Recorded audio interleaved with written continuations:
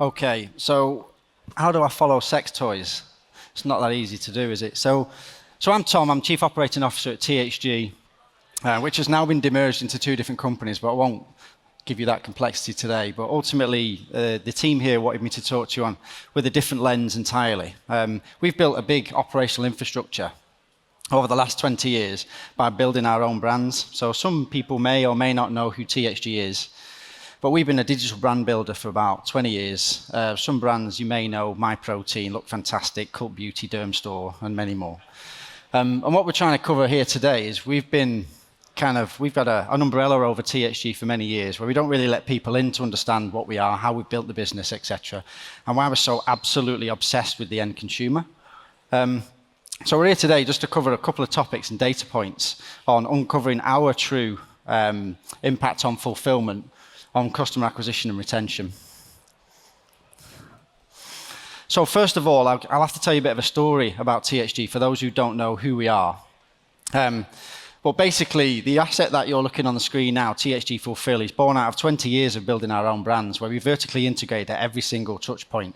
That's from manufacturing, fulfillment, courier management, cloud hosting, building websites, translating them, so much more, studio content, AI, data, so on.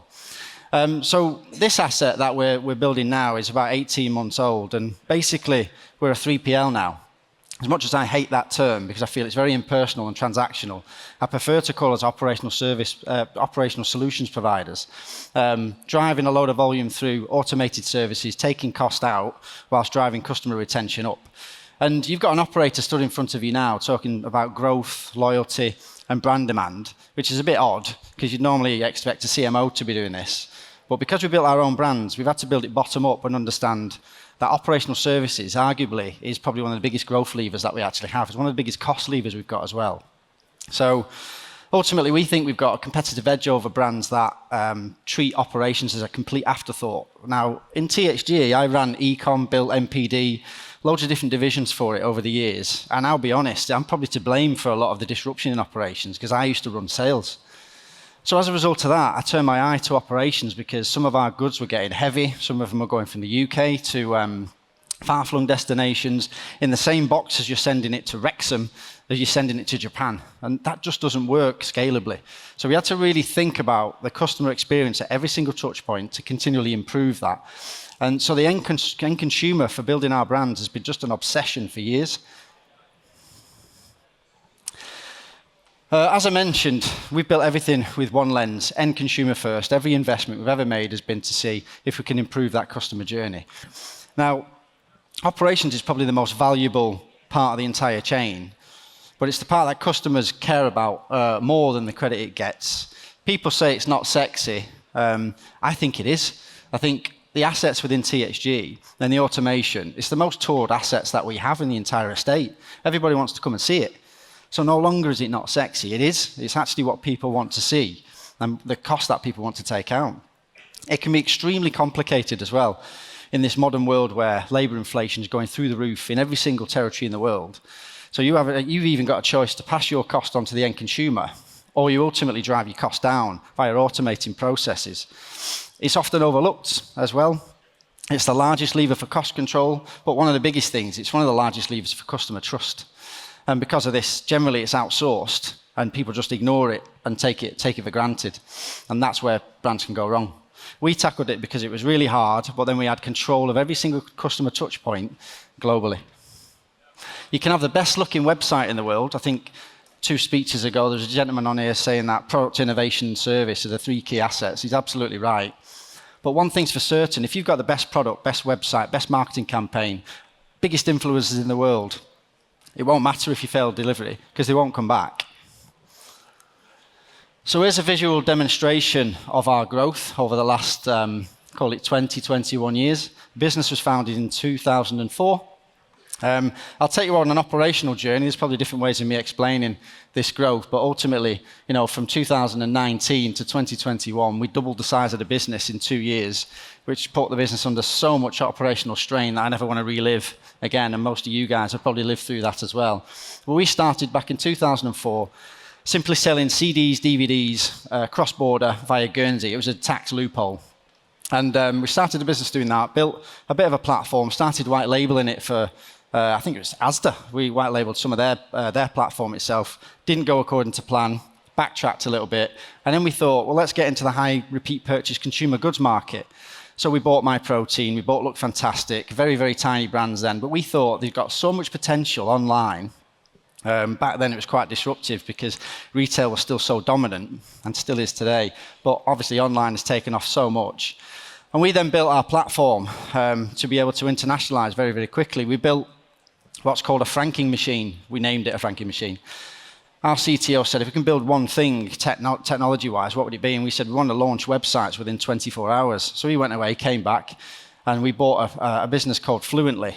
And basically that gives us the ability to translate any website into its native language overnight, launch a website, and all we need to do is plug in localized payment methods. So we're seeing a lot of transactions come from our .com websites, because back then we were tiny. We only had myprotein.com, for instance.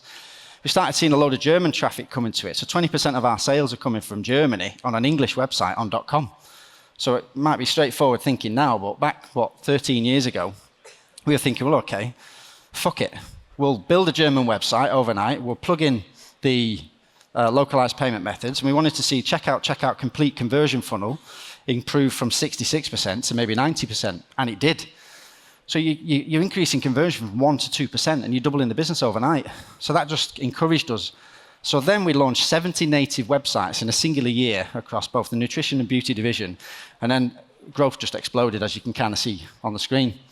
From an operational perspective, again, you've got to operationally enable all that. So at first, we had courier aggregators that we were using for international services and had them all plugged in onto our platform, but they were aggregators as well. So ultimately, we're giving us some margin away. We've not got control over negotiation, etc. We then started building UK manufacturing for nutrition. I go into the local hero kind of pillar here. We then started thinking, well, we want to take total control. We're going to build our own warehouse. So I spent another 120 million on building a 1 million square foot facility in the UK. We put manufacturing in that. Again, vertically integrating where we were from, and I'll come to the customer data points of how all this fits together shortly. The WMS provider was letting us down consistently, especially around times like Black Friday, when you're just trying to get hold of them and they're just failing you constantly. We just said, okay, we're a technology business. If there's not best in class, we'll build it ourselves. So we went and built our own warehouse management system, which is another risk. You've got a £120 million operation that you've just launched, and now you're going to write your own software to run it. So two massive risks, really, but we did it. And then we operationally enabled the US domestically in New Jersey, Kentucky, California. We also manufacture beauty and nutrition out there as well, broke down borders. We moved into Poland pre-Brexit because we were obsessed with the customer again. We were thinking, well, my cost to serve is going up, my sales is flying, but ultimately my EBITDA is shrinking, so we need to get geographically closer. So it was we had to understand tax, duties, formulations, labeling, regulations, all of that crap that nobody likes to deal with. You just had to do it. Enabled Poland, and 99% of our sales, EU to EU, pre-Brexit. And then we built our own courier management system after that because we were using aggregators, but then we integrated directly with every single courier that we needed all over the world and into our courier network itself, onto our platform. You move to the digital era, which is more kind of today. Fulfilment now is more warehouse BI, data science, engineering, and automated decision making. It's no longer really forklift trucks and a shitload of people running around warehouses. If it is, it's expensive. You've kind of got to understand how to automate, otherwise you're just passing that cost on to the consumer again, and they feel it. We launched AutoStore technology in the UK and the US, and then we decided to write our own warehouse control system as well. Quite simply because the data was being ran by somebody else within the AutoStore, and we couldn't get access to our own data to optimize automation. And as a result of that, we reduced variable labor cost within the 12 months of launching it by 40%, simply by putting in an AutoStore. However, we also improved variable labor cost the following year by 20% by optimizing automation because we had access to our own data, changing ingest strategies, charging strategies, hold strategies, outbound sortation, just squeezing every second out of it. We see fulfillment as a Formula One race, really. How many seconds can you take out the corners, which ultimately then impacts the customer when they receive their goods? And then at the moment, we're going through more end-to-end automation, and we're trying to increase the human and machine collaboration because we're never going to replace the human, but we are going to automate a hell of a lot more than what we have done. So we've got another auto store going live in a month's time in the UK, really big one, 3 more going live in different regions. And kind of that's how we built the operational estate to set the scene on how we impact retention and loyalty. We also strategically choose what automation to install within our estate as well. So AutoStore is a flagship one for us. Geek Plus is another. Libya Robotics is one that's coming in the next couple of months. So we spent, a packet, about £200 million on facilities, etc. Another 30 to 70 million, depending on which region it is, on the right forms of automation, plugging it into our own software. And the key thing behind this, though, is our development team and our software team, because we've got a couple of hundred of them, and we make about 15,000 operational deployments a year, which is about 45 a day. So it is absolutely obsessive, where we're testing different algorithms all the time to take seconds out of processes, so we can actually give a different augmented service to the end consumer. I think there's a video coming up soon, so you can hear less of me. After this, all of that, there's quite a lot on this screen, so I'll try and direct your attention. On the left-hand side of the screen, you've got distribution costs as a percentage of sale over the course of a number of years. But if you focus on 2020 to 2024, we've taken out 500 base points of cost in our business over the last 5 years, whilst in Poland, labour inflation has gone up 67%, whilst improving order to delivery speed by 53% at the exact same time. So the financial value of the 5% reduction in distribution costs is £100 million saving per year in the business as a result of having this strategy for our own brands. This has now been externalized, so brands can now use our fulfillment, our courier management services, because we see everything through a completely different lens. We've not built a 3PL business like a normal 3PL business where they have a great service inside 4 walls. We've built a fulfillment business that actually understands your customer intrinsically and can augment operational services to your highest value customers.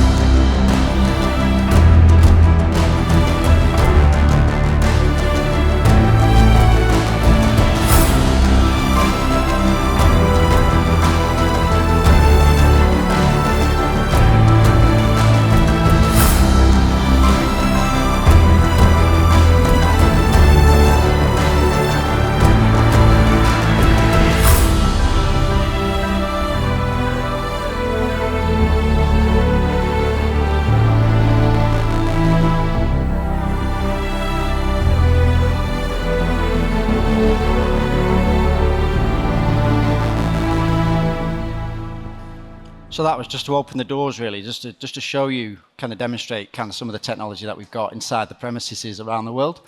Now, I'll give you an example of the UK, because it's easy, because it's one country. Europe is fragmented, so we've got the data for every European country as well. But all of that infrastructure and all of that obsession over 20 years has driven certain results for us in the UK. So our click-to-delivery speed in the UK, from the moment someone clicks, yes, I want to buy on the checkout, 1.45 days on average it gets to their door, which is pretty fast. 27% of next-day delivery orders are taken after 10 p.m. in the evening, which is astonishing, really. So we have the ability to push next-day delivery cut-off to 1 o'clock in the morning, quite simply because of a few reasons. The throughput and the speed of the automation gives us the ability to pick late at night in really big batches and fast. At the same time, geographically where we're positioned is right next to the biggest hubs in the UK for courier management as well, so they go straight into the hubs. Well, we're trying to stretch that to about 2:30 in the morning, because there's still about 3% of people, believe it or not, buying between 1 and about 2 a.m. in the morning. Now, as a result of everything that we've just mentioned there, we had 10 million upgraded orders last year. This is a concept we created by looking at high-value customers and moving them through high-value operational channels. So what we did is we upgraded, our customer was ordering standard delivery, which their expectation is 2 to 3 days. And we upgraded them by giving them a next-day delivery label instead. So they did not know they were going to get next-day delivery at all. As a result of that, we had a cohort of customers who were not upgraded at the same time.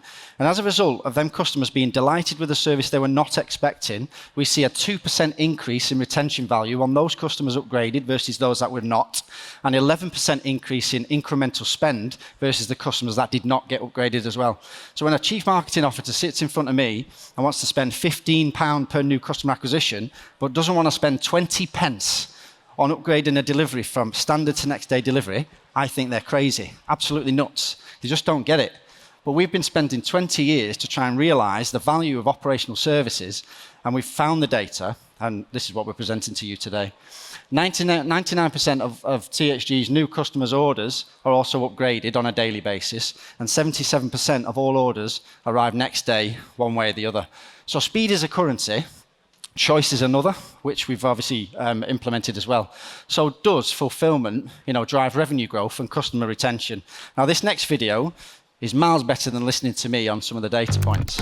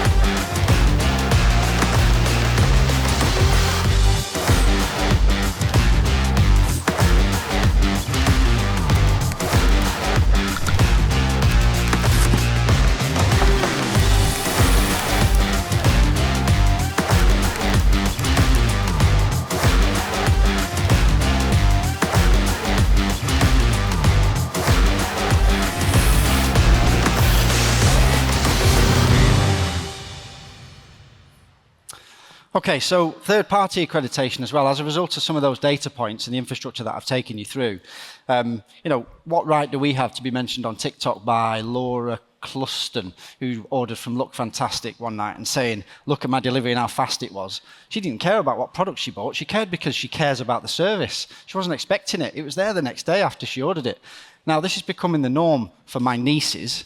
But me, I'm a bit more relaxed. I'm an old timer, right? So I'm happy with 3-day delivery, but the new generation is not. It's an absolute expectation.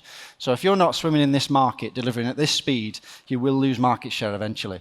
And third-party accreditation on Trustpilot as well. Over the last 12 months, we've had 85% 5-star reviews. But what's incredible when you look at the word cloud is 50% of them are referencing positive delivery, mentioning keywords specifically as upgrade, delighted, and speed and fast. Product is behind it all, which is kind of astonishing, really.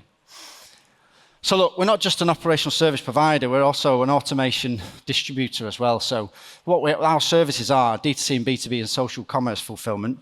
We have software itself that we built ourselves, our OMS, warehouse management system, warehouse control systems for the automation itself.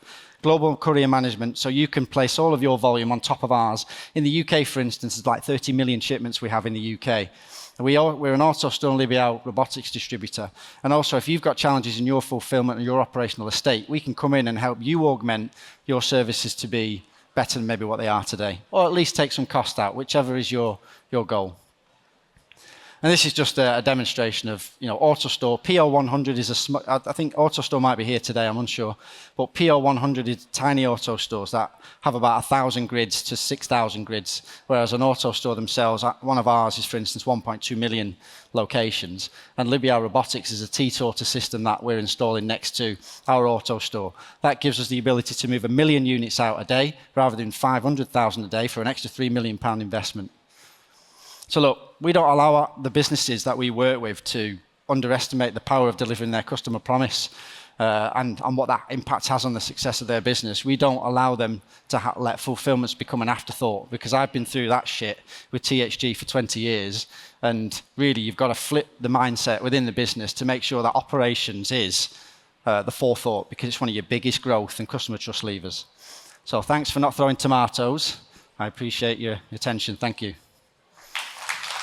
Oh, and by the way, the QR code is if you want to download the data study and the video, etc., that was on there, you can download that from there. All right.